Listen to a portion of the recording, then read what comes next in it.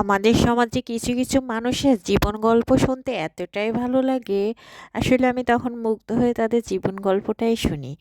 অনেক কিছু মানুষের জীবন এতটা সুন্দর, এতটা গোছালো।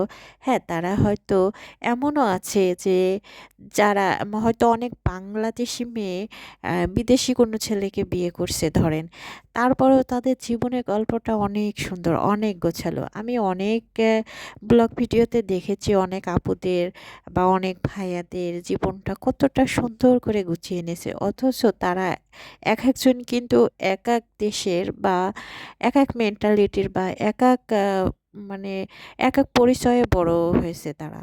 কিন্তু তারপরেও তাদের ম্যাচিংটা কিন্তু বা তাদের যে ম্যাচিংটা করে সুন্দরভাবে জীবনযাপন করা, এটা কিন্তু অসাধারণ, অনেক মনোমুগ্ধকর। আমার কিন্তু অনেক ভালো লাগে এইসব আপুদের জীবন কাহিনীগুলো দেখতে, বেশ ভালো লাগে।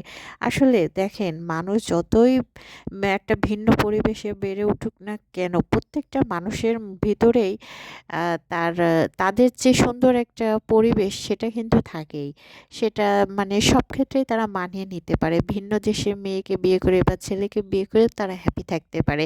তারা তাদের এই সৌন্দর্য কিন্তু প্রত্যেকটা ভিডিওর মাধ্যমে ফুটিয়ে তোলে। তো আমার তখন এই ভিডিওগুলো দেখতে যে কি ভালো লাগে, আমার খুব ভালো লাগে। আমি তাদের ভিডিওগুলো দেখতে অনেক পছন্দ করি।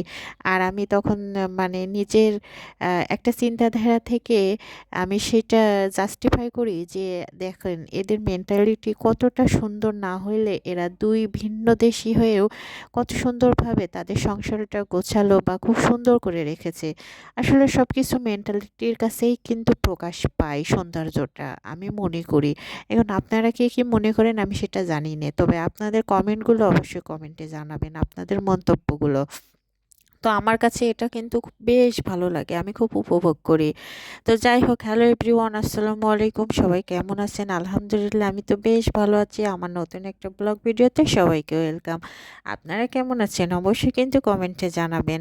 তো আপনাদের সাথে তো আমি প্রতিদিনই কোনো না কোনো ব্লগ ভিডিও শেয়ার করি। তো আজকেও তেমনই একটা ব্লগ ভিডিও শেয়ার করব। তো দেখুন, আমি কিন্তু বাইরে চলে আসছিলাম দুপুরের দিকে কিছু সবজি কিনতে।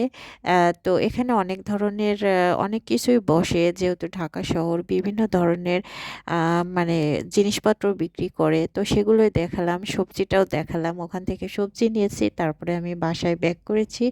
তো এটা ছিল আমার বিকাল বা সন্ধ্যা যেটাই বলেন তখনকারই নাস্তা। তো তার জন্য আমি যে নাস্তাটাতে সস দিয়ে নিচ্ছি। আর এই খাবারগুলো খাইতে হলে কিন্তু সস না দিলে খাবারটা মানে মনে হয় না যে তার পারফেক্ট রূপটা পাইছে খাবারের। হ্যাঁ, তার জন্য আমি এতে সস দিয়ে নিয়েছি। আর আমি এই মানে ফাস্টফুড খাবারগুলো খাইতে খুব পছন্দ করি। তো আল্লাহ হাফেজ।